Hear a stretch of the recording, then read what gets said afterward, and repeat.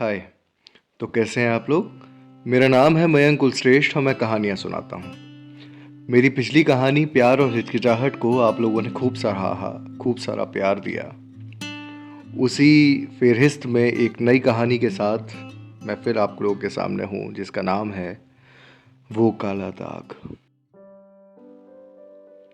आज कितनी खुश हूँ, ये बात शब्दों में बयां करना उतना ही मुश्किल है जितना कि ओले के बाद फसल आना। आज कैनरा बैंक में मुझे ब्रांच मिलने वाली है। मैं और पापा कल रात ही आगरा पहुंचे थे। रीजनल ऑफिस यहीं जो था। हाथरस जैसे छोटे शहर से निकलकर आगरा के दीवानी के पास के होटल में रूम ले लिया था। अमूमन मुझे 8 बजे तक उठने पर भी नींद आती रहती थी, पर आज भोर के समय मैं सूरज की पहली किरण के साथ ही उठ गई। आंखों में ढेर सारे सपने लिए मैं बस मुस्कुरा रही थी। खिड़की से आती धूप एसी की हवा में नर्म होकर घुल रही थी। लगभग 7 बजे पापा उठे और बोले, अरे बेटा, आज किस चिंता में इतनी जल्दी उठ गई। अब तो जीवन सही राह पकड़ रहा है, सुकून में आ जाओ। मैंने कंबल से हाथ निकालकर अपने सर के पीछे रखे और कहा कि कुछ नहीं पापा, बस अब एक अच्छी सी शहर की ब्रांच मिल जाए बस।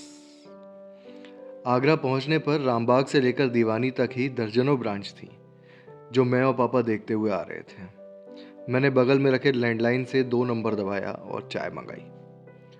आगरा तो मैं पहले भी कई बार आई थी, बल्कि आरबीएस कॉलेज से बीएचएससी यानी कि होम साइंस में बीए भी किया था। खंडारी पर महिंद्रा से बैंक की तैयारी भी की, लेकिन आज जब संघर्षों के बाद गाड़ी पटरी पर आ रही थी तो ये शहर बदला बदला सा लग रहा था। पूरे 1 साल बाद मैं यहाँ आई थी। ये सब सोच ही रही थी कि रूम में चाय आ गई। हम दोनों ने चाय पी और 9:30 तक तैयार होकर मैं और पापा चल दिए रीजनल ऑफिस।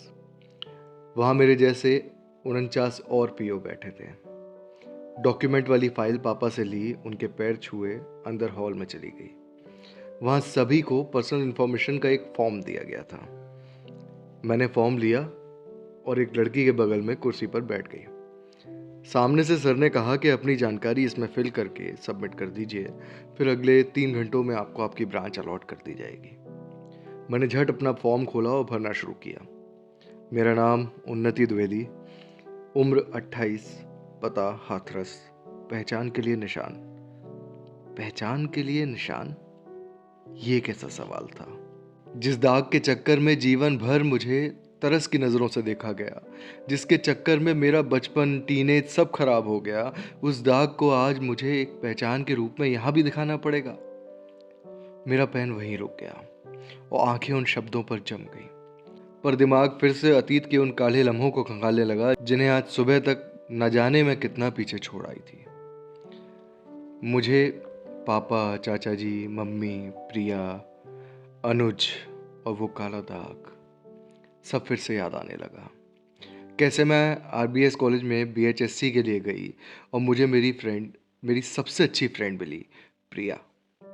शुरू में पापा ने मुझे खंडारी कैंपस में ही हॉस्टल में रूम दिला दिया, जहाँ मेरी रूममेट थी प्रिया। प्रिया अलीगढ़ से थी। मैं थोड़ी दबी सी सहमी सी लड़की थी और प्रिया उतनी ही मस्त मौला। शुरू में उसकी कोई बात मुझे अच्छी नहीं लगती थी, जैसे हमेशा गंदगी रखना, लेट नाइट तक बकवास करते रहना और बिना नहाए 2-2 दिन तक काट देना। मैं माँ से बात करती और हमेशा टॉपिक प्रिया की बुराई ही होता।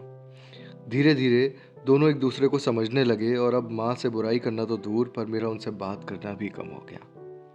हम खूब घूमने जाते, इधर उधर की बातें करते और प्रिया वो पहली लड़की थी जिसने मेरे गाल पर दाग को ऐसे इग्नोर किया जैसे नेता बेरोजगारी को करते हैं। खैर, हंसते खेलते 1 साल निकला, पर अब हमें मेस का खाना अच्छा नहीं लगता था और कुछ हम आज़ाद भी होना चाहते थे। तो कई बार पापा को समझाने के बाद जब पापा ने हमें रूम बाहर लेने की परमिशन दे दी, तब हमने प्लानिंग की। जब प्लानिंग शुरू की तो हम बस 2 लोग थे और रूम जब देखना शुरू किया तब हम 4 हो गए। मैं, प्रिया, स्नेहा और फूलवती। स्नेहा और फूलवती आगरा कॉलेज से बीटेक कर रहे थे। हमने सूर्यनगर में एक ठीक ठाक सा घर देखा जिसका किराया था 4,000 रुपये। घर में मकान मालिक नहीं थे, जिस वजह से स्नेहा और फूलवती ने तुरंत हाँ कर दी और मैं और प्रिया भी साथ लग लिए। मुझे लगा कि अब हमारा फीमेल गैंग बन गया है, पर मुझे क्या पता था स्नेहा और फूलवती के बॉयफ्रेंड भी उस गैंग में ऐड होने वाले हैं, रोहित और आकाश। ये बीटेक वाले हमेशा ही नॉर्मल लोगों से एक कदम आगे क्यों रहते हैं? मैंने तो शुरू में ही कह दिया था कि बाहर जितना घूमना है घूमो, लड़के घर पे नहीं आने चाहिए। लेकिन मेरी बात का असर सिर्फ तब तक रहा जब तक घर सेट नहीं हो गया। उस घर में 3 रूम थे, 2 बाथरूम और बीच में एक छोटा हॉल, उसी के साथ एक ओपन किचन। शुरुआत में शाम 4 बजते ही रोहित और आकाश अपनी अपनी बाइक लेकर घर के सामने आ जाते और स्नेहा और फूलवती को लेकर चले जाते। घूमते घामते दोनों 8 साढ़े 8 तक घर आ ही जाती थी, और तब तक मैं और प्रिया बस इन दोनों की बुराई कि घर परिवार की इज्जत का ख्याल ही नहीं है एंड ऑल।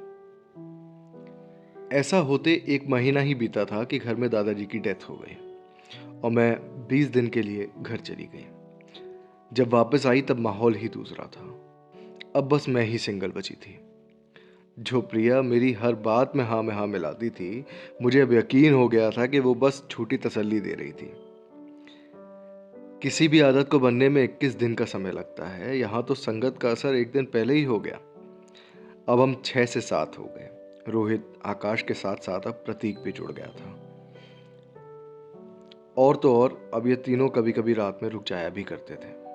खैर, अब किसी का हाथ पकड़ के तो रोका नहीं जा सकता, तो मैं बस एडजस्ट करना सीख चुकी थी। बस छुट्टियां अब खलने लगी थी मुझे। ये तीनों जोड़े में घूमने निकल जाती और रह जाती मैं अकेली। पर मुझे खुद से कोई उम्मीद भी नहीं थी। चेहरे का ये दाग देखकर मुझे यकीन था कि ये सब चक्कर मेरा ना चलना। मैं खुश थी कि चलो ये लोग कैसे भी सही, पर मेरे सुख दुख में मेरे साथ हैं। फिर एक शाम को मैं आंगन से कपड़े समेट रही थी, तभी प्रिया को छोड़ने कोई आया, लेकिन वो प्रतीक नहीं था। मेरे मन में तमाम ख्याल आ रहे थे। इतनी जल्दी प्रिया ने बॉयफ्रेंड भी बदल दिया और मुझे बताया तक नहीं। आखिर क्यों प्रिया मुझसे इतनी बातें छुपाने लगी थी? इस क्यों का जवाब जानेंगे वो काला दाग के अगले भाग में। तब तक के लिए बने रहिए मेरे साथ। कमेंट बॉक्स में ज़रूर बताइएगा कि आपको ये कहानी कैसी लगी, और अच्छी लगे तो लाइक करें, शेयर करें, और हाँ, प्लीज़ सब्सक्राइब ज़रूर कर लें। Thank you so much.